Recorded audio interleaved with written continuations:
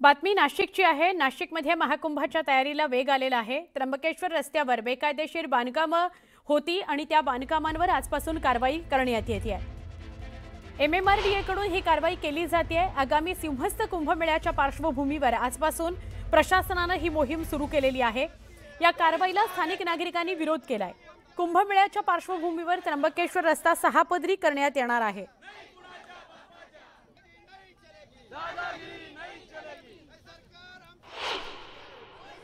कुंभमेळ्याच्या पूर्वी नाशिक त्र्यंबकेश्वर रस्त्याच्या विस्तारीकरणाच्या कामाला सुरुवात झालेली आहे। मात्र हा त्र्यंबक रस्ता करत असताना अतिरिक्त जमिनी ज्या आहेत त्या NMRDA कडनं आता ताब्यात घेतल्या जात आहे। नाशिक त्र्यंबक रोडवरील या सगळ्या रस्त्याच्या विस्तारीकरणामुळे हजारो शेतकऱ्यांना याचा मोठा फटका बसणार आहे, ज्यामध्ये विशेषतः त्र्यंबकेश्वर रस्त्यावरती असलेल्या घरांना आणि त्याचबरोबर व्यावसायिकांना मोठ्या प्रमाणात फटका बसणार आहे। आणि त्याला विरोध करण्यासाठी आज नाशिक त्र्यंबक रोडवरील सगळे शेतकरी नागरिक जे आहे ते एकत्र आलेले आहे। त्याची ही सगळी दृश्य आपण बघतोय।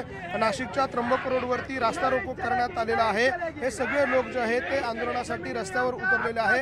हे सगळे स्थानिक लोक आहेत। त्यांचं म्हणणं आहे की जे कुंभमेळ्यासाठी जो रस्ता करायचा आहे त्या रस्त्याच्या साठी लागणारी जी जागा आहे ती आम्ही देण्यासाठी तयार आहोत। मात्र अतिरिक्त जी जागा आहे ती सरकारने मागू नये अशा प्रकारची भूमिका या सगळ्यांची आहे। याचं कारणही असंच आहे की या सगळ्या शेतकऱ्यांची अनेक घरं जमिनी ज्या आहेत त्या देखील या विस्तारीकरणामध्ये जाणार आहे आणि त्यामुळे त्या लोकांचा विरोध जो आहे तो सुरू झालेला आहे। आपल्यासोबत आंदोलन करणारे आहे, आपण त्यांच्याशी बोलूया। काय मागणी तुमची आहे आणि का आंदोलन केलं जातं? सर्वात प्रथम मीडियाचे धन्यवाद। सुरुवातच महत्त्वाच्या बातमीने मनसे अध्यक्ष राज ठाकरे हे मवियाच्या शिष्टमंडळासोबत काल निवडणूक आयोगाची भेट घ्यायला गेलेले होते।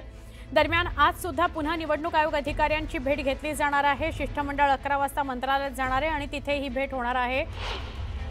या दरम्यान म्हणजे कालची जी बैठक झाली, भेट झाली, त्या दरम्यान मनसे अध्यक्ष राज ठाकरेंनी आणि मवियाने काही परखड प्रश्न विचारलेले आहेत। कालच्या नंतर आज सुद्धा बैठक होते, आज सुद्धा चर्चा होणार आहे। महाविकास आघाडीसह मनसे आणि विरोधी पक्षातील नेत्यांचं शिष्टमंडळ 11 वाजता मंत्रालयाच्या प्रशासकीय इमारतीमध्ये जाईल आणि राज्य निवडणूक आयोग आयुक्तांच्या कार्यालयात बैठक करेल।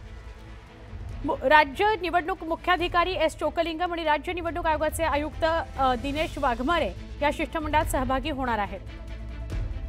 आमचे प्रतिनिधी राहुल जोरी यांच्याशी बोलूया। राहुल, खरं तर 2 महत्त्वाचे विषय आहेत। एक तर कालच्या बैठकीनंतर आज पुन्हा एकदा बैठक आणि दुसरं म्हणजे ह्या बैठकीमध्ये राज ठाकरे सहभागी आहेत, तर पुढचा प्रवास राज ठाकरेंचा मविया सोबतच होणार का?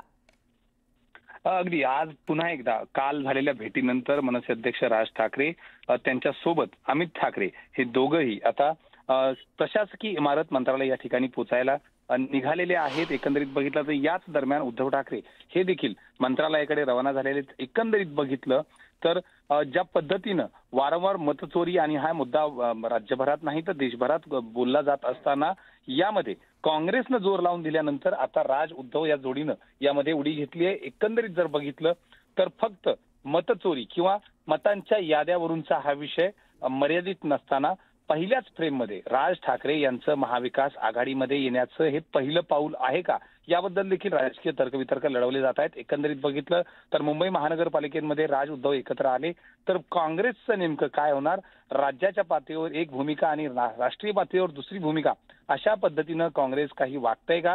आणि जर असं झालं तर बिहारच्या निवडणुकीमध्ये देखील त्याचा एक मोठा फटका हा काँग्रेसला बसू शकतो। कारण फक्त बिहार निवडणुकीचाच मुद्दा नाही तर राज्यात देखील अमराठी मतदार हा प्रचंड मोठ्या प्रमाणावर आहे। खास करून मुंबईसारख्या महानगरपालिकांमध्ये त्याचा एक महत्त्वाचा टक्का आहे आणि त्यामुळं तोपर्यंत काँग्रेस आपली भूमिका जाहीर करणार नाही का?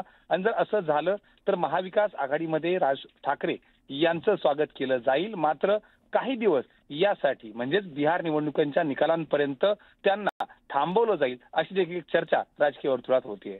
नक्की, धन्यवाद। आपण सविस्तर बोललात राहुल त्याबद्दल।